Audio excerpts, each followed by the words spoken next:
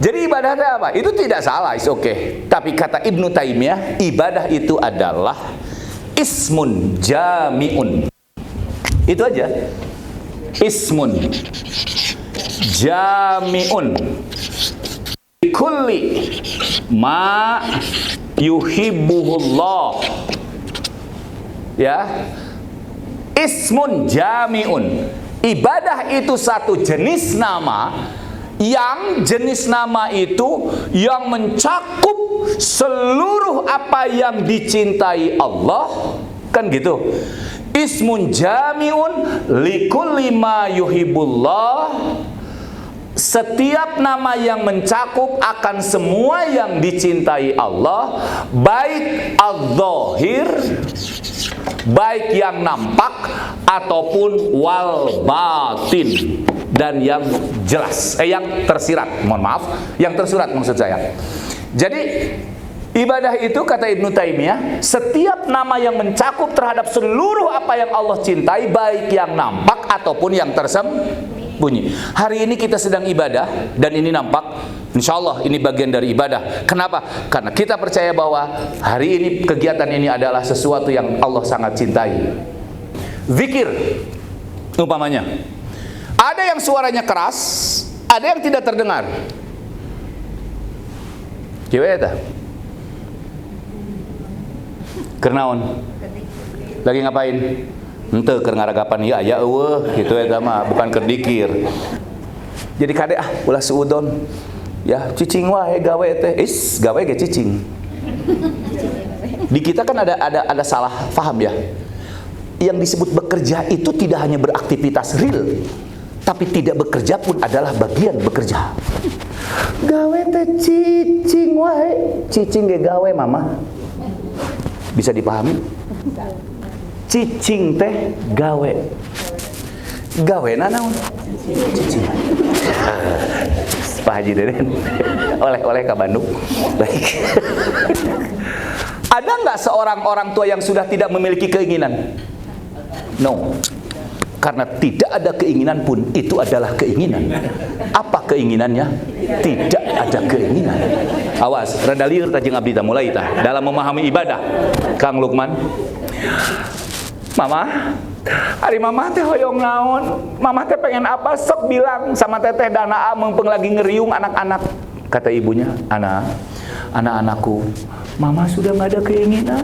Oh, keinginannya teh sudah tidak ada. Itu teh bagian dari keinginan. Apa keinginannya? Tidak ada keinginan. Rada riutnya, abdi ge riut aslina. Keur makirang monok dan nanda tangan wae. Wajib karsa mohon izin. Kan begitu. Itu teh ibadah loh. Ya. Jadi apa namanya? Saya selalu bilang, ada nggak masyarakat di Garut yang nganggur? Nggak ada, Pak Haji Dedi. Karena apa? Saya sulit mencari orang yang tidak bekerja. Karena nganggur pun bekerja. Naon damel teh? Jadi damelna naon? Selesai. Ari heuai damel. Gawe teh heuai wae ge gawe. Gawe teh nunutan ge gawe. Jadi tidak ada yang tidak produktif. Nupang tebihna teh di mana? Yang paling jauh itu dari mana? Jakarta ya? Ada? Insya Allah paling ageng ganjaranannya. Insya Allah. Kan kata orang, kata ulama, semakin banyak pekerjaannya, maka sebanding lurus dengan apanya? Dengan ganjaran. Jadi ganjaran itu akan semakin banyak sebanding lurus dengan amal yang dilakukan anak. Bunda dan ayahanda, pernah kita mendengar Abu Daud? Sering kita mendengar baik oleh para mubalik atau baca Abu Daud pernah? Oke. Tahu siapa Imam Abu Daud? Lahir di Khurasan, usia 71 tahun wafat, dan dia hafal hadis 500.000 hadis. Di luar kepala. Sama dengan kita. Di luar kepala.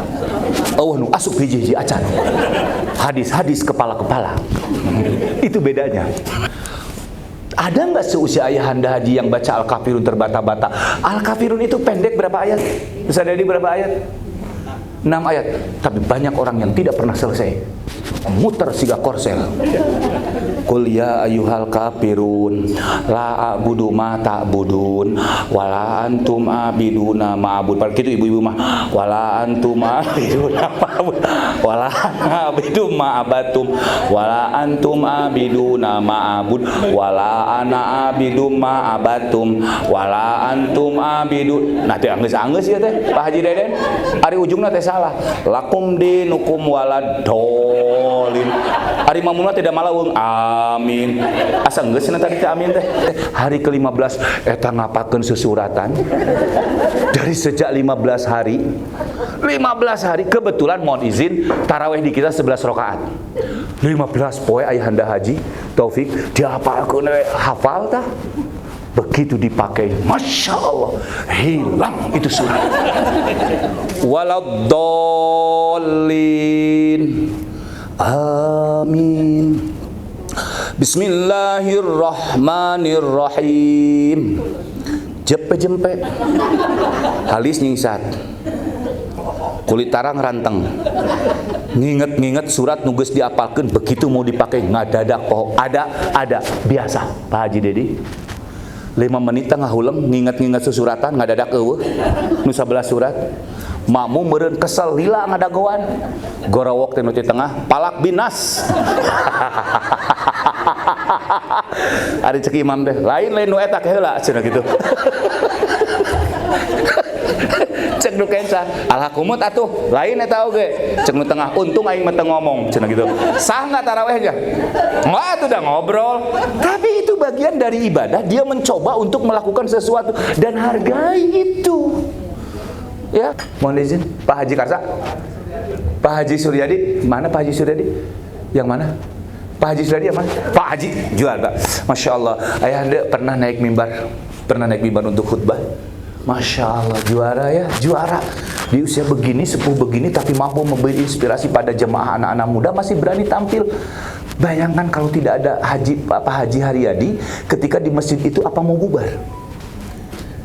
Kasus Ayahanda Haji, ada sholat masjid Jumatan, begitu Jumatan, khotib yang bersangkutan tidak hadir, bubar Pak.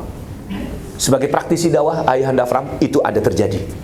Kamana cenah teu anggeus khotibna eueuh teu datang. Padahal sakit. Padahal dalam rangkaian ibadah saya pikirnya Kang begitu mudah untuk melakukan khutbah. Apa khutbahnya? Kan biasanya stigma kita kalau khutbah itu harus menjelaskan sesuatu yang rumit, dalam, tajam. Sudah saya bilang dalam rangka ibadah, memahami ibadah yang kecil, ringan-ringan aja lah. Kalau goer mahdoh, misalkan takbir. Bagaimana takbir yang diajarkan oleh Rasul dalam mahdoh? Ikuti kaifiatnya. Itu dalam memahami ibadah. Tapi gini, dalilnya sama mengangkat tangan, menyimpan tangan, tapi refleksi dan realitas dalam pelaksanaannya sering berbeda. Saya mengatakan nggak ada masalah. Karena mungkin pemahamannya baru seperti itu. Jangan disalahkan, tapi tolong luruskan dengan cara yang benar. Allahu Akbar. Ada? Oke. Allahu Akbar. Ada? Oke. Allahu Akbar. Ada nu kaopat aya Allahu Akbar. Aya. Bahkan ada orang yang ketika takbir tangannya tidak terangkat. Karena memang tangannya tidak ada. Rek kumaha ngangkat leungeun atuh ari eueuh. Boleh? Boleh. Tapi realitasnya seperti itu. Ada yang segini kan? Set, gini. Ada yang ke dia. Alasannya ada. Ada yang kan di atas dada. Di atas dada tahu. Tapi saya selalu senyum aja sebagai praktisi dakwah, nggak apa-apa, karena itu bagian pemahamannya yang baru sampai di situ. Nah, butuhnya tolabul ilmi itu seperti itu. Nanti akan dibahas oleh Dr. Gun-Gun. Ini keren, dokter muda, tapi kajiannya itu fikul ikhtilaf, memahami perbedaan ayahanda Fram. Dalilnya sama, tapi orang memahami, merumuskan kesimpulannya mungkin berbeda. Bagi kita sebagai orang sepuh, sudah nggak ada masalah.